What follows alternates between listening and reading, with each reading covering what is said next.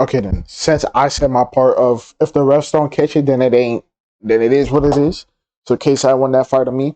Let's see what Roundhouse Radio thinks. I'm pretty sure I like his opinion on what he says about this stuff. But let's KSI see. versus Joe Fournier. Let's break down this fight and tell you everything that you missed from his performance. Now, obviously, we can all see definitely a controversial ending, right? And I can't tell you whether this will be overthrown as a no contest, whether it be overthrown as a disqualification. Really, that's going to be up to the legislative boards in boxing, and that's I think it'll be no above my pay contest. grade. And it's also If anything, it shouldn't be a DQ where they gave the win to the other dude to Fournier, because it wasn't like he was trying to do it. It was an accidental. So if it does get ruled, it should be a no contest. so just not something that I would ever want to deal with. Now, from my eyes, does look like it was an elbow. That's how it appears. However, that's not really the story of the fight. And unfortunately, that might be something that steals away from what was really a pretty astounding performance from KSI. Guys, right at the start here, we saw very, very good movement from KSI. And what I liked the most was he seemed more comfortable than I'd ever seen him in his fighting style. We talked about before how he has a different style. He doesn't box like a traditional boxer, and it was going to be how is he going to embrace that and how is he going to move forward and use that to the best of his advantage. And this was absolutely that case, in my opinion. I mean, we saw him being totally comfortable at range. He had no interest in fighting in the mid zone. But right at the start of the first round, he blitzed Joe Fournier, and Joe didn't react at all. Joe looked very slow and out of place in this fight. He blitzed him, blasted him with the right hand, and immediately Joe was just a deer in headlights. For the rest of the first round, Joe was just trying to get his range, trying to shake off the obvious damage that had happened there. And that's what I talked about. I said Joe's going to be more durable than KSI's previous opponents, and he showed that there. I think most guys go out to a shot like that, and Joe did decently at surviving. But KSI was okay at range. And frankly, he did a few things better than he'd done in the past. That was specifically coming in and coming off the center line when he was coming in to make sure that he wasn't coming straight in, which he had done in the past, right? So he'd come straight in, whereas this time he ducked off the center line, slipped that jab, and then would throw his counters from there. That was a clear improvement. There was a bit of weird movement at the end of the first round, but overall it was pretty clearly his round. We saw some good jabs to the body, some good right hands to the body, good range control, and obviously a few punches that really, really hurt Joe. And Joe just looked panicked. He was either trying to grab or trying to retreat. He didn't really have his range, started complaining to the referee about the shots to the back of the head, which pretty much everyone does against KSI. But at the end of the day, pretty clearly KSI's round in the first. KSI had a bit of trouble figuring out the range, right? We saw it with some huge looping overhands that were, missed by about a foot or two. But he did a great job with the lead jab. And there were some times where he traded jabs and he would parry and he would duck. He would parry the shot, and he would land his jab while parrying Joe's. And there was other times where he just ate Joe's jab and threw his own. And he was making the decision, I'm willing to take your shot because I think mine is going to do more damage to you than yours is going to do to me.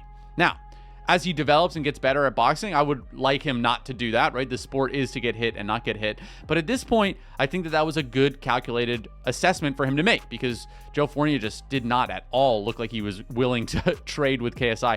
And KSI looked way bigger than I think I even gave him credit for. He looked incredibly large in the ring. However, the second round, Joe had a lot more success. We saw Joe kind of get back to the straight punches instead of the wild looping punches. And we saw him start to understand the range of KSI a little bit better. Now, I think that it was also that KSI was starting to be a bit more open to taking more risks in the second. He knew that Joe was going to slow down a little bit.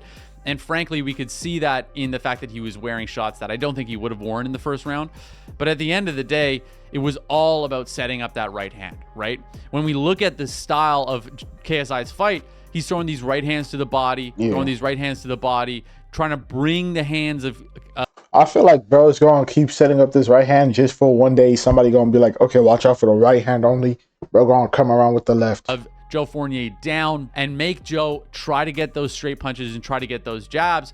Whereas in the reality, he was just setting him up for the perfect shot. And eventually Joe walked right into it with this huge overhand right.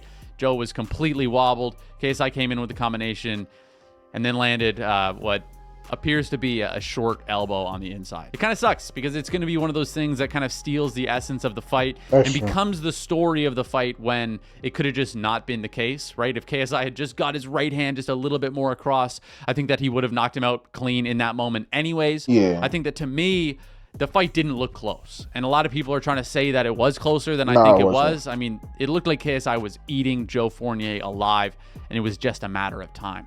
So it is unfortunate. Now, I got to give KSI some credit where credit is due. Calling Tommy Fury into the ring and he did. seemingly he actually wants that fight is big cojones moment right there.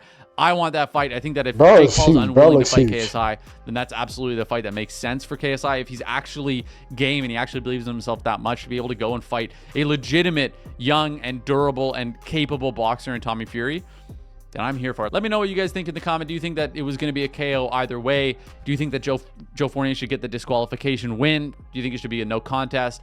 And do you think it affects the difference in what KSI does next?